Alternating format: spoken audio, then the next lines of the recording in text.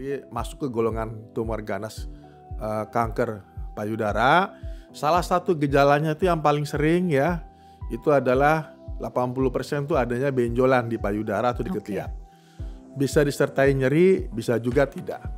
Jika my friend ada gejala benjolan atau tadi gejala yang disebutin ya, kecurigaan ada tumor di payudara, coba segera datang ke Poli Bedah Onkologi atau Onkologi Center di Mayapada Hospital Tangerang. Nanti di sana akan bertemu dengan dokter bedah onkologinya, kemudian dilakukan pemeriksaan fisik ya, anamnesa.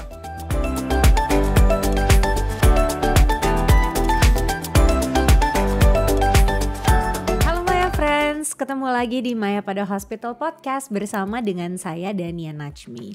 Di episode kali ini Maya Friends kita akan membahas serba-serbi kanker payudara. Milenial harus sadar-sadari. Hari ini aku ditemani lagi oleh dokter dari Mayapada Hospital Tangerang. Kita sudah kedatangan Dr. Bayu Aji SPBK Onk, dokter spesialis bedah onkologi dari Mayapada Hospital Tangerang. Halo Dr. Bayu. Halo Mbak Dania. Apa kabar dok? Baik. Sehat-sehat ya? Sehat ya. Oke, Dr. Bayu. Seperti judulnya, hari ini kita akan bahas mengenai kanker payudara. Nah, boleh nih sebagai pembukaan dijelaskan ke Maya Friends secara singkat. Secara medis itu sebenarnya ada berapa jenis kanker payudara dan perbedaannya itu apa aja? Ya, terima kasih Mbak Dania ya. Jadi kanker payudara itu pada intinya dibagi di beberapa bagian besar. Yang pertama jenis kanker payudara yang infiltratif, yang kedua yang non-infiltratif, yang ketiga adalah yang campuran, yang keempat adalah golongan piloides yang ganas. Oke. Ya, jadi masing-masing itu punya gejala. Ya, salah satunya kalau yang infiltratif itu dia sangat menginfiltrasi otot dinding dada. Ya, kemudian dia juga sama-sama bisa menyebar ya ke bagian organ yang ada di payudara, atau di kelenjar getah bening, atau bahkan bisa menyebar ke organ yang lain ya, ke organ paru, hati, otak atau tulang. Ya, kemudian kalau yang medulare itu biasanya ya itu yang dari keturunan dari keluarga, ya keturunan dari keluarga. Ada juga yang golongan mucinosum atau campuran ya. Nah, itu gabungan dari yang infiltratif dan non infiltratif. Kemudian yang terakhir adalah golongan yang borderline ya, piloides yang ganas. Jadi piloides sendiri itu kan ada yang jinak, ada yang ganas. Nah, yang ganas itu dia biasanya berkembang biak sangat cepat. Jadi kira-kira seperti itu gambaran dari pembagian tumor ganas payudara. Baik dok, kalau dari gejalanya sendiri apakah dari perbedaannya tadi tuh gejalanya semua sama atau ada perbedaannya dok? Ya, pada umumnya hampir sama ya, jadi masuk ke golongan tumor ganas kanker payudara. Salah satu gejalanya itu yang paling sering ya, itu adalah 80% itu adanya benjolan di payudara atau di ketiak. Bisa disertai nyeri, bisa juga tidak. Kemudian yang kedua itu adalah keluarnya cairan berwarna merah atau berwarna kuning dari puting susu ya. Jadi bisa keluar cairan warna merah atau bening atau seperti nanah kuning atau warna hitam ya. Yang biasanya itu terjadi pada usia di atas 40-50 tahun. Yang kedua adanya puting susu yang mendelep, tertarik ke dalam atau retraksi puting ya. Jadi itu karena ada proses keganasan yang sudah menginfiltrasi pada daerah ASI ya, saluran air susu ibu. Kemudian yang ketiga itu adanya luka di daerah puting susu atau areola mamae. Ya, luka itu bisa luka lecet atau luka seperti borok ya kalau sudah parah. Kemudian yang tanda berikutnya itu adalah adanya perubahan bentuk dan ukuran dari payudara sendiri. Ya, jadi payudara yang di sebelahnya nggak sama dengan payudara yang sakit ya. Kadang ukurannya lebih besar atau bentuknya tidak sama dengan payudara yang sebelahnya. Kemudian yang terakhir itu adalah adanya perubahan warna kulit pada payudara yang sakit.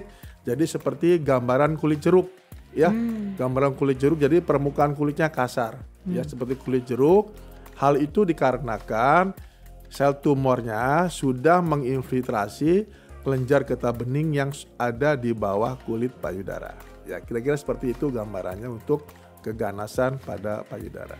Oke, baik dok. Kalau dari penyebabnya sendiri, kalau tadi kita lihat dari penjelasan dokter soal jenisnya kan berarti ada yang dari keturunan gitu, tapi ada juga yang bukan dari keturunan. Nah, kalau yang bukan dari keturunan biasanya penyebabnya tuh apa aja dok? Ya, jadi kita bagi dulu ya. Jadi keganasan pada payudara atau keganasan pada umumnya itu dibagi menjadi dua ya Mbak. Jadi yang pertama itu dari turunan atau genetik ya. Itu 85% itu keganasan itu disebabkan karena keturunan atau genetik ya. Jadi disebabkan karena kegagalan pada pembentukan atau perbaikan DNA pada level DNA sehingga terjadilah sel-sel abnormal yang permanen. Nah, sel abnormal yang permanen itulah yang akan menjadi cikal bakal dari keganasan pada tumor atau pada payudara atau pada keganasan apapun. Ya, kemudian yang 15%-nya itu adalah disebabkan oleh faktor lingkungan atau pola hidup. Misalkan karena zat kimia seperti formalin ya kan, atau karena zat karsinogenik seperti merokok ya, alkohol ya. Kemudian bisa juga karena ultraviolet atau karena radioterapi ya, radiasi ya. Itu juga bisa menyebabkan keganasan ya. Yang terakhir itu bisa juga penggunaan hormon ya. Penggunaan hormon pada wanita pada laki-laki ya. Misalkan hormon pada KB suntik, KB pil, KB implan ya, atau mereka yang ingin mempunyai keturunan pada pasangan suami istri yang menggunakan misalkan program bayi tabung atau bayi inseminasi buatan. Nah, biasa kan itu kan diminta untuk mengkonsumsi obat hormon, diminum apa injeksi. Nah, itu juga mempengaruhi faktor resiko pada keganasan pada payudara. Oke dok, tadi kan kita udah dijelasin juga ya mengenai gejala-gejalanya yang ada. Nah, kalau nih ada My Friends di rumah yang merasakan adanya gejala-gejala tersebut gitu, kemudian memeriksakan diri.